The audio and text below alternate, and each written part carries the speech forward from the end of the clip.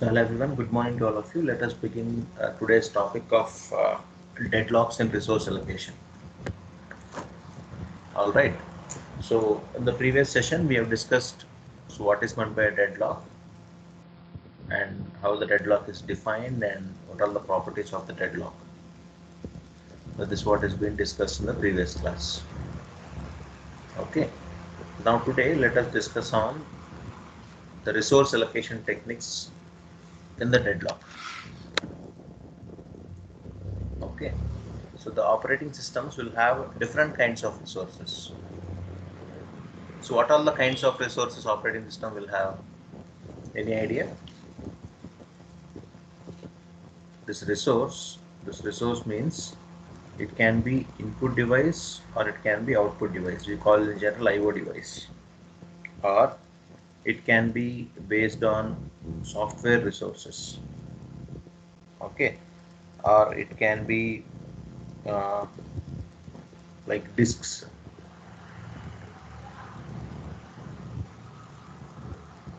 Okay, you are trying to access a CD drive or whatever disk or tape drives.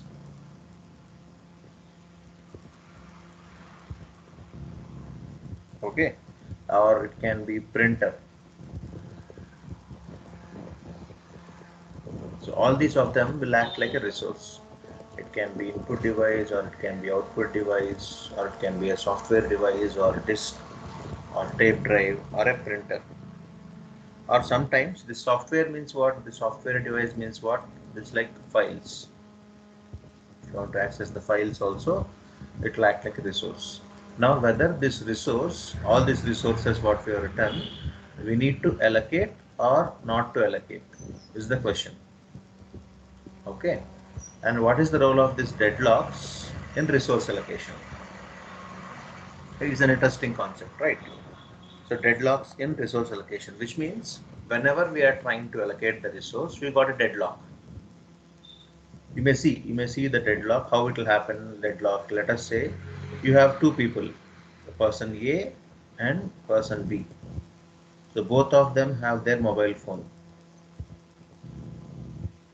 Okay. And A is waiting for B and B is waiting for A. A is not calling to B and B is also not calling to A. Thinking that A is thinking like B will call, but B is thinking like A will call. None of them are calling to each of them. So this is like a deadlock condition. So A will not call to B and B will not call to A. But they'll be thinking that we'll be expecting a call from other side. So this kind of condition is called as a deadlock. Or sometimes when you are trying to go on a staircase, right, very narrow staircase you have, a person is coming down the staircase, a person is going above the staircase is very narrow, then there is a point where both of them will meet. None of them, he cannot pass to other side, he cannot come this side as well as he cannot come this side, so the staircase they got stuck up. So this stuck up concept is again your deadlock concept.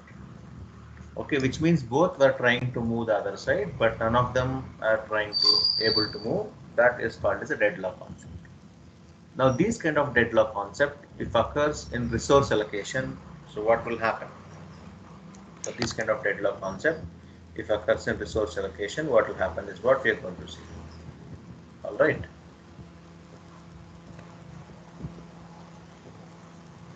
So let us see now what is happening here. Got an idea, right? What is resource allocation and all? Any doubt in resource allocation and deadlocks? Now we can combine both of them.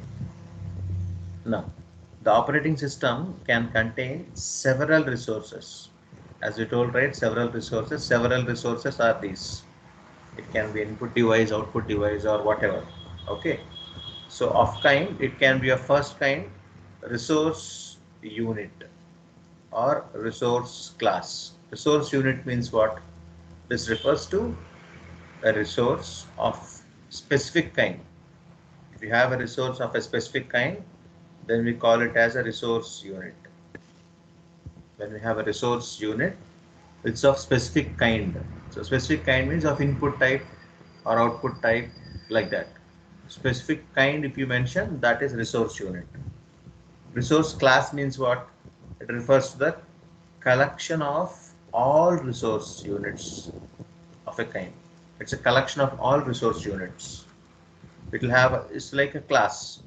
The complete classroom we call, right? Complete classroom. Okay. So this complete unit.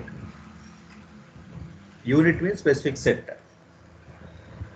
Let us say sixth semester, when I tell it's complete class. Again in sixth semester, if you try to say who are staying in Bangalore, who are not staying in Bangalore, separate unit.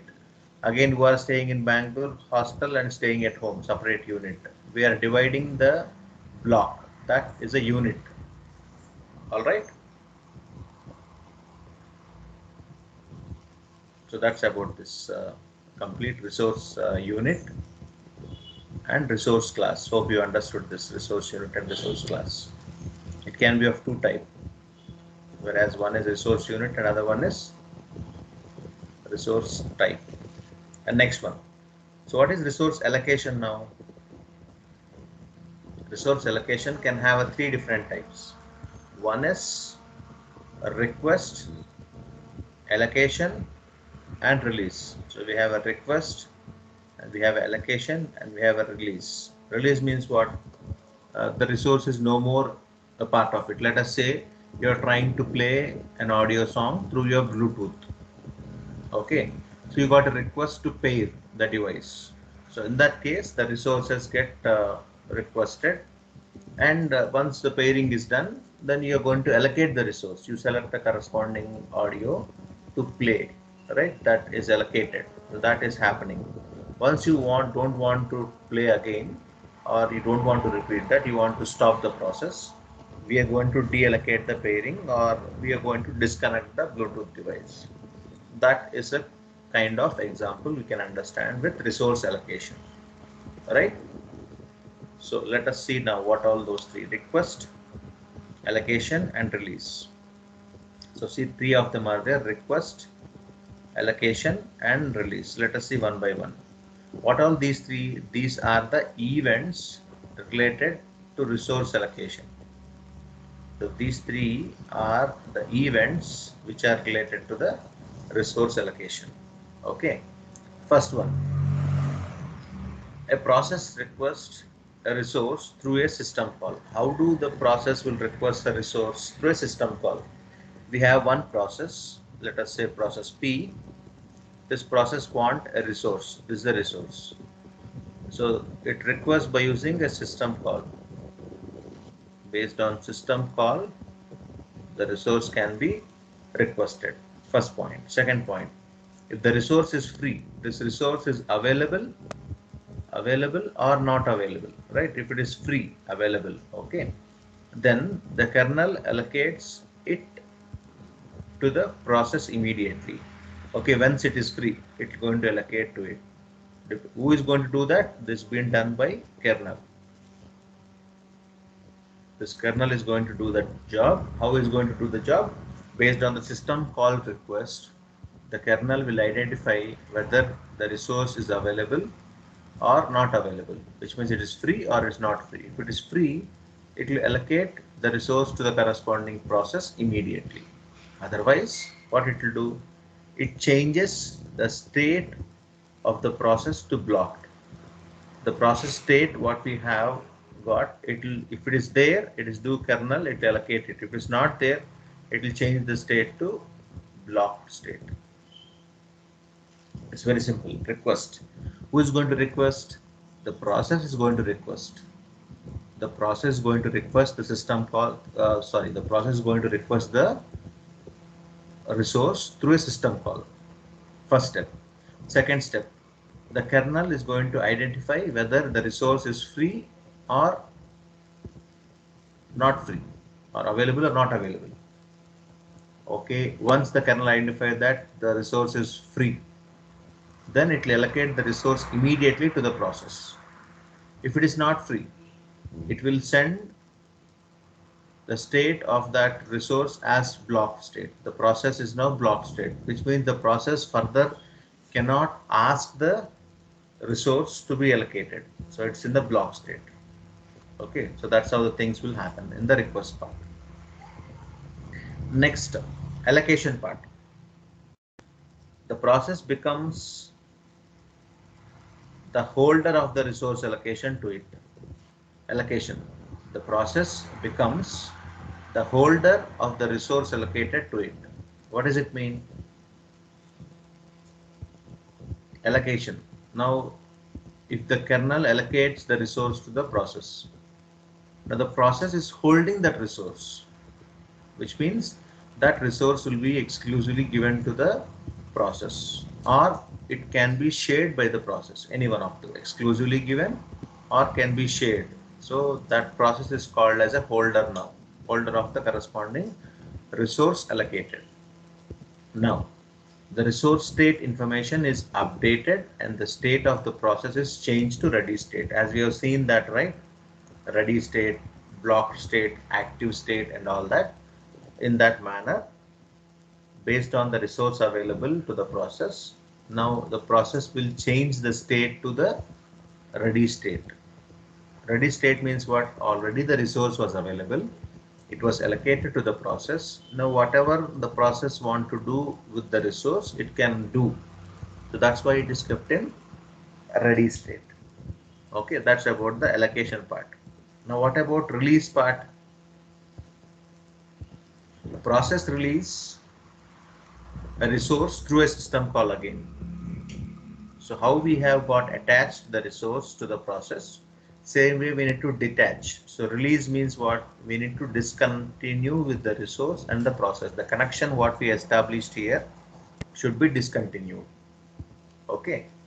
Now, if some process are blocked on the allocation event for a resource, the kernel uses some of the tie-breaking rule. So we have some tie-breaking rule like FCFS algorithm we have seen, right? What is FCFS algorithm? First come, first serve based algorithm. To decide whether the process should be allocated or not. Okay, so this is first come, first serve based. Who is going to come first? They will going to get the resource first. Okay, that's what will happen in your, let us say for example, real world example, you try to book a movie tickets or you try to go to a vaccination center, right? Who is coming first will get the access first. Okay, because too many people are coming up, too much crowd is there. So what they should do, they should follow some procedure. Who has got online reservation should get first, or who got age above 60 first, right? Depending on the rules what we have framed, based on that we have to overcome the tiebreaker. In this manner, the deadlocks are handled, and based on the events, it can be in a request mode or allocation mode or release mode. Based on these three modes, any one of them, we need to access the resources. Okay, and we have some conditions. We have some conditions for resource deadlock. Why we got resource deadlock? Why it is happening like that? Let us try to see. There are some resources which cannot be shared. There are some resources which cannot be shared. They are called as non-shareable resources. Okay, a resource which cannot be shared is called as a non-shareable resource. For example, you have username and password. Okay, you are subscribed to some of the online OTT platform. You can share or you don't want to share, it's your personal thing, correct? But whereas your banking account and your banking password, right? So that you should not share. Is that clear? So some things can be shared, some things cannot be shared. Where there's a thin layer, you need to understand which has to be shared, which has not to be shared. Similarly, in the operating system, there were some resources which we don't want to share. The resources will not be shared. That kind of resources are called as non-shareable resources. We should not share. It's not allowed us to share. Let us say you try to uh, zip some files which will have passwords and try to attach to the email. It may not take. It will say that this file have a lot of passwords. We cannot share this file. Correct? That will happen. Okay, they are non-shareable resources. The resources cannot be shared. A process needs exclusive access to the resource. We don't have the provision to share. We have exclusive access. You should have the exclusive access, you'll get it. You don't have that, you'll not get it. It's simple.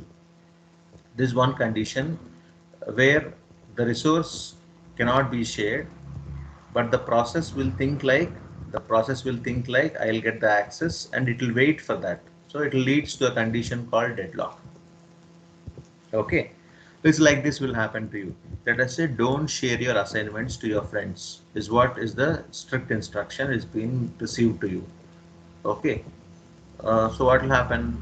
Your friends will wait for you to get your assignment, but you will not share. You will tell like tomorrow I'll give you, day after tomorrow I'll give you, you wait. Like that you are giving false promises. So your friend is going to wait for that. That leads to a deadlock condition where he cannot write and you will not give. So both are not happening. That leads to a deadlock condition, which is called as non-shareable resource. Is one of the condition where we got the deadlock. We may get deadlock. And next is no preemption. No preemption means we cannot stop that. A resource cannot be preempted from one process and allocated to other process. Let us say you have one resource with you. Okay. Now you got a request from this process. This is a process. We got a request. Process P1 is going to execute. Okay. Similarly, we got one more request from process P2. Okay, whether we need to establish, we cannot give the resource to P2 because P1 is using this access, so P2 will not get the access. Okay, I cannot stop here and give to this unless it completes it, then only I can give to the other one. That is called as non-preemption. That is called as non-preemption. So until unless you do this, you cannot do it. Let us say you are writing your internals. You cannot able to upload the answer script until unless you complete the internals. You cannot upload. One action is blocking the other action. So you are using the resource. You are using one resource. Other resource cannot be accessed. Let us say this will happen when you are doing your presentation, right? Some of you will face that. If you are turning on your front camera, you cannot turn on your back camera. If you want to show your face through your front camera, or you want to show yourself with presentation, two things are there. You need to present your screen and you need to make yourself also presented. Some of them will face this problem. Your visibility is not there, but your PPT is visible. Any one can be done. One you cut down, other one you get it. Or this one you cut down, this one you get it. So that is called as non-preemption. We cannot prevent that until unless one resource is getting used, one process is getting used, we cannot able to give the access to other one. That is called as a non-preemption. In operating systems, what will happen here is when one process is accessing the other process, so other resource, then the resource cannot be given to the second process. So we cannot prevent it, non-preemption. And third one here is hold and wait. What was this hold and wait? A process continues to hold the resource allocated to it while waiting for other resource. It will keep holding. A process, we have a process here, it continues to hold the resource allocated. What resource is allocated? Let us say this is the process and this is the resource. Now a process continues to hold the resource allocation. The resource is allocated to the process. Okay, and uh, it will make waiting the other resources. So this resource has given, next resource has to be allocated to this process, but it will make that to wait. You wait, it will tell. Okay, so this like your you have told your friends to call them at 9 o'clock and at 9:30. Okay, you think like other half an hour I'll talk to them. 9:30 you can call, but still you are another call. What you get? You get call waiting, right? But actually you have been told to call at 9:30. You have taken a schedule at 9:30, right? but still you are another call, the call will get hold, or it will make to wait. But this resource has to get access to you. Okay, and you are telling to wait. So this also will lead to the deadlock. What this process will resource will think, I should get access to the process, but this process is not receiving this request. It is been accessing the other process. So in this way also we get the deadlock. Next is circular wait. This will happen very frequently. Circular wait. Let us say you try to find out your friend, or you try to find out someone, or you try to find out this might have happened in your lockdown. What you will do? Every day morning you will go to buy the groceries. Till 9 o'clock only you have a permission, let us say. Okay, you went at exactly 9 o'clock today. It is closed. Tomorrow again you'll come exactly 9 o'clock. It is closed. Okay, so like that you are keep on checking every day. Or you go to medicine shop and ask for some corresponding medicine. Okay, they told like, no, today is not there. Today it is not there. You come tomorrow. Okay, fine. Today you left it. Tomorrow again you went. Again they told one more day. Again they told one more day. It's repeating. So then it's called like cyclic waits. Let us see that in operating system. A circular chain of hold and wait conditions exists in the system. We have something called hold and wait in operating system. Sometimes we'll hold it and sometimes we'll wait it. We'll make them to wait or we'll make them to hold. For example, process PI waits for PJ. Process PI is waiting for PJ. PJ is waiting for PK. And PK is waiting for PI. See the chain link? This will happen, right, when you are trying to do your, what to say, you are trying to do pooling, carpooling you are trying to do. Three friends are there, right? What one friend is, first friend is waiting for second friend. Second friend is waiting for third friend. Third friend again waiting for first friend. It's like one is waiting for two, two is waiting for three, three is waiting for one. So this is going to form a circular wait or not. That's why the name circular wait. This also leads to deadlock. So 3 will wait for 1, 1 will wait for 2, 2 will wait for 3. Everyone will keep waiting. Where the movement will come from? One of them has to break the chain. Either one has to stop waiting for 3, 2 and go to 3 directly, or 3 has to stop and go to 2. So like that, somewhere it has to get braked. Then only the deadlock will get resolved.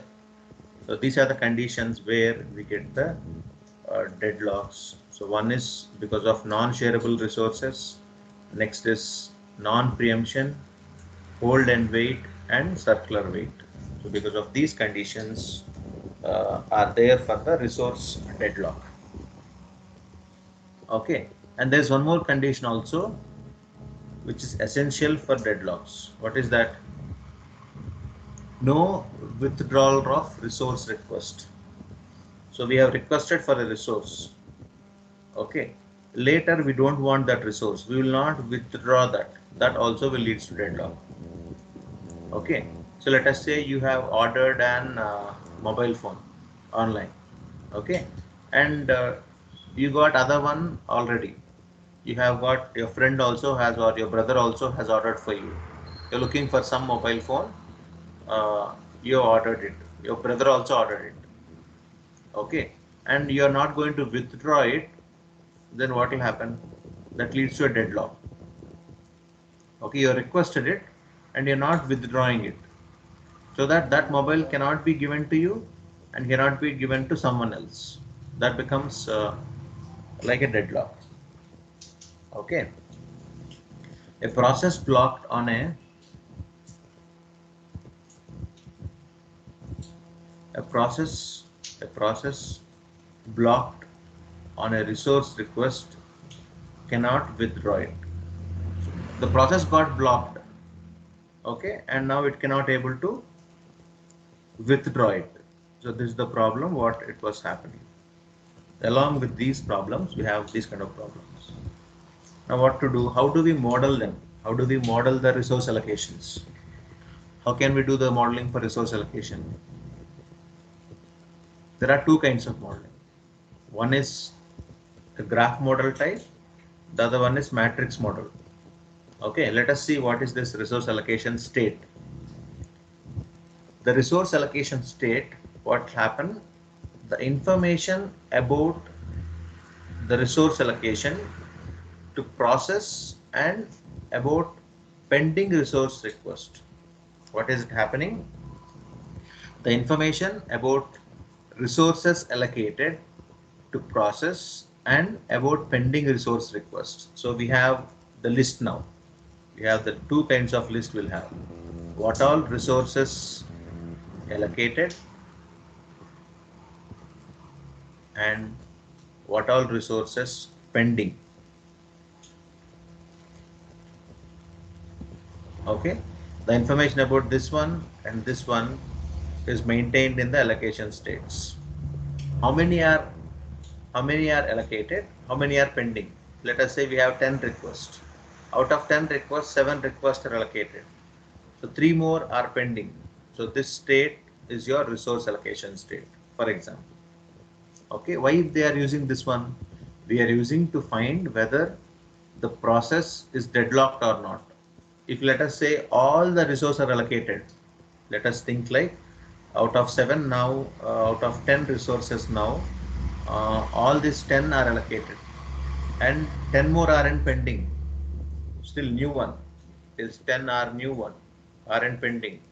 Then we may check for the condition whether we got deadlock or not. Until unless we have resources, we will not get deadlock. If the resources are empty, we don't have resources, the resources got blocked somewhere or they are being used by someone, then only we get some deadlock, right? So this resource allocation state, we need to know whether how many resources are allocated, how many are in pending. So we can do the modeling based on this two types. One is by using a graph model, we can do it. Second one by using matrix model. One is by graph model, okay, the other one by matrix model. So what is this graph model and what is this matrix model?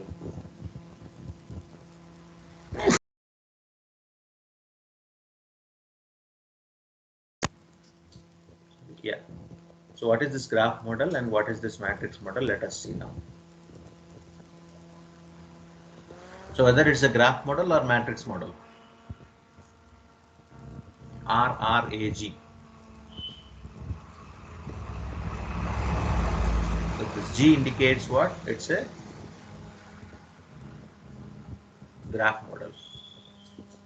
Correct. So this R indicates resource, request and allocation graph. Resource request and allocation graph. First one. We have two types of modeling, the resources. The first one is what? Graph model. Second one is matrix model. Now we are trying to see graph model. Inside this graph model, one of the example of graph model is RRAG, resource request allocation graph. We have a resources and we request them. How do they allocate them? In the form of graph we will show. Okay, we show the resources and we show the request and we show the allocation. All these three will show in a form of a graph. So that's why we call this as what? Resource request allocation graph. Resource request allocation graph. Now we need to understand here two things. We have some nodes and we have some edges in this. There are two kinds of nodes in this. First kind of node is circle. Circle is like this figure you draw like this, it's a process. So this is a process. If I draw a circle in the graph, it's a process. Okay, and if you draw a rectangle in it, it's a resource. If I draw the rectangle in it, so this is a resource. So quickly try to understand. If we draw a circle, it's a process. Okay, in the graph, if you draw a rectangle, it's an resource. Okay, if I indicate one bullet here inside this, one bullet, if I insert like this, each bullet in a rectangle is one resource unit. If I have two bullets here, which means this resource will have two resources. Okay, it's having two resources, 1 and 2. If this rectangle is having 3 bullets, which means it can have 3 resources. If this having only 1 bullet, which is having only 1 resource. So like that we can able to understand by using the bullets in representation of a graph format. Okay, so edges. So till now what we have seen, we have talked about nodes and edges. So we have talked about nodes now. So this is one node for a process. This can be other node. So all these two are nodes. It can be a circle shape or it can be a rectangular shape. Circle shape means it's a process. Rectangular shape means it's a resource. Inside that, depending on the number of bullets we have, we can able to say that it have 1 resource or 2 resource or 3 resource or a number of resources. Now let us talk about edges. This edges also can be of 2 types. Nodes are of 2 types, right? Edges are also of 2 kinds. What are the 2 kinds of edges? So resource class, you understand here, to process, which means we have a process and we have a request. Now one is resource class to process class. So this is one edge. This is resource and this is process. So resource class to a process class is one edge, first one. Second one, an edge from process to a resource. So reverse, process to resource is second edge. This is first edge and this is second edge. I have sent first edge and second edge. Is that clear to you now?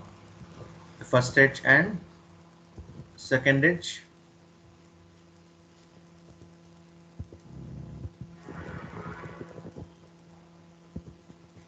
Yes, sir. Yeah.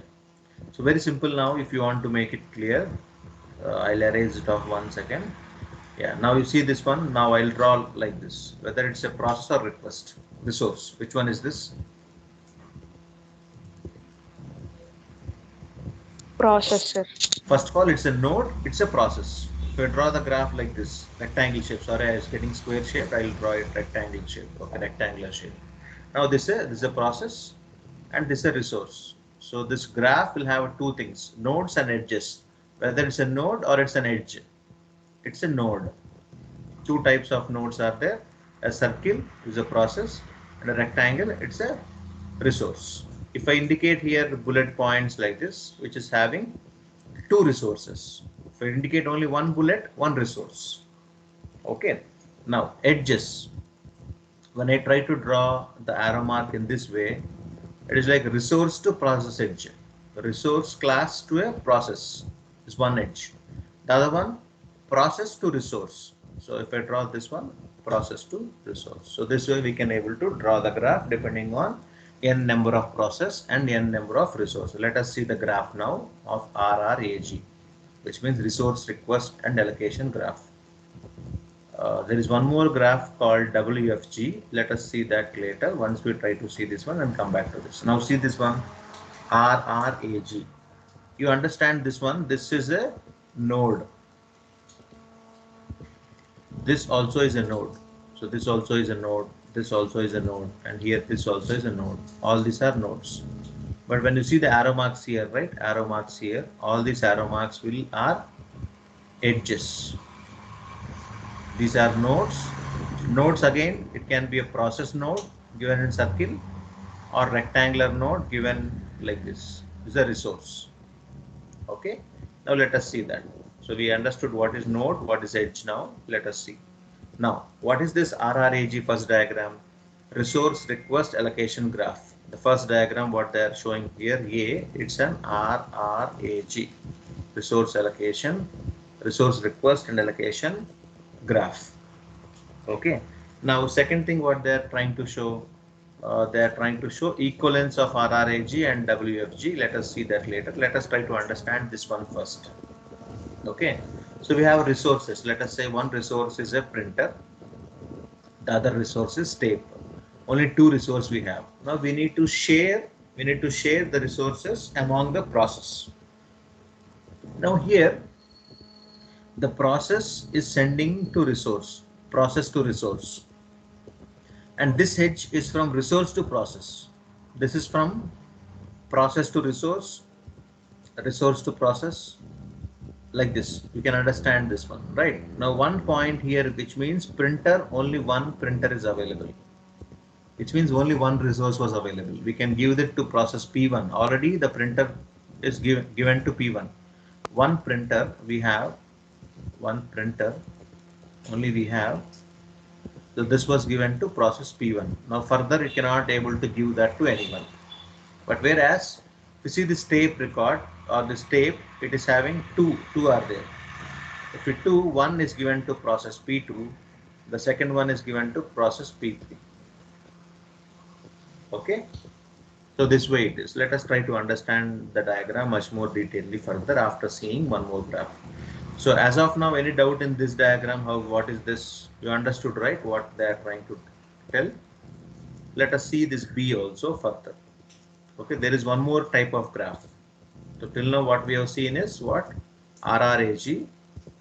Now let us see second graph, WFG. It is like wait for graph. W for wait for graph. Wait for graph. So this wait for graph can be used to deposit the resource state of a system. So it will tell the state of resources. Based on this resource state, we can able to decide whether we can able to allocate the resources further or we cannot able to do it. Okay. In this wait for graph, what we can do is we can have the resource class contains only one resource unit. In this, the resource class, before what happened in the resource class, we had the bullets. So based on the bullets, we can able to say how many resources we have. But now in this, we'll have only one unit we will try to maintain in there. We will not maintain multiple units. Only one unit we will try to maintain in wait for graph. Now, so, and the node in the graph is a process. So this node, only one node we have, that is called as process. This acts like a node here. Then what about edge? Edge for the weight of relation between the processes. Like edge is what? Wait for edge. Wait for edge among PI and PJ, which means we have a resource requirement for PI, resource requirement for PJ. Now we have one resource, one unit only is available. Either we can give it for PI or we can give it for PJ. Any one it is. How to do that? This process PJ will hold the resource unit of a resource class. Let us say this PJ is holding the resource. Process PI has requested the resource and it has became blocked on it. Now this is PJ is having this block. Okay, PJ is having this block. Whether it is using or not using is secondary. As it is having it, it is called blocked. It may not be using, that's why we call it as block. Now this PI also is requesting, this PI is requesting for resource. Okay, this PI is requesting for a resource. Now what will happen? In this essence, PI waits for PJ to release the resource. So until unless this PJ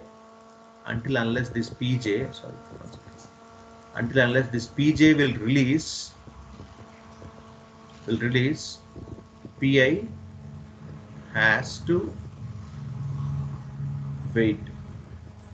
This PJ will release the resource, okay, and then that will allocate it to PI. That's why which one is waiting here? PI is waiting. That's why we call it as wait for the graph. We call it as, we have only one resource unit we have at one point of time. It can be used by PI or it can be used by PJ. So before, what is happening, we are not having the limitation.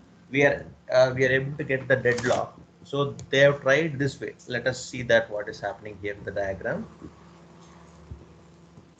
Now look at this one, this part, you see this equivalence of RRAG and Wait for graph, equivalence of that. Equivalence of that they are trying to show. When each resource class contains only one resource unit. Only one resource unit. You see this one? Now, this example, you see this example here. Resource R3 is blocked by P5, which means P5 has blocked, let us say R3. Now, what is happening? P6 and P7 both are requesting. Both are requesting for resource R3. Correct? Now, same graph, you see this here, same graph, how they are made. Actually, this is the graph. Correct? Now they removed this block, this block they eliminated, and they have drawn in this manner. So this is the graph actually, right? Now this graph, what they have drawn it directly like this. They have drawn it P5 here.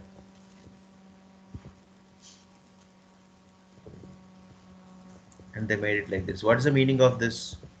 This P6 and P7 are requesting P5 to release the resource R3. That's the meaning. Same graph, same diagram. They have equivalently they have drawn like this. So this way they are trying to draw. If you represent in this manner, it is called as wait for graph. This one, this corresponding part. Okay, and this both are same. If you draw in this manner, it is your RRAG. If you draw in this manner, it's WFG. Same thing. Only condition is what? Only condition is RRAG can have multiple resources. Depending on multiple bullet points, you can have 2 bullet points or 3 bullet points. Whereas here only 1 bullet point we should have, and that is WFG. Okay. So let us see this paths, what is happening, and the modeling of the graphs in the next class, and continue the matrix model. Okay. So that's it for today. Any questions and queries, you please ask me. Anyone?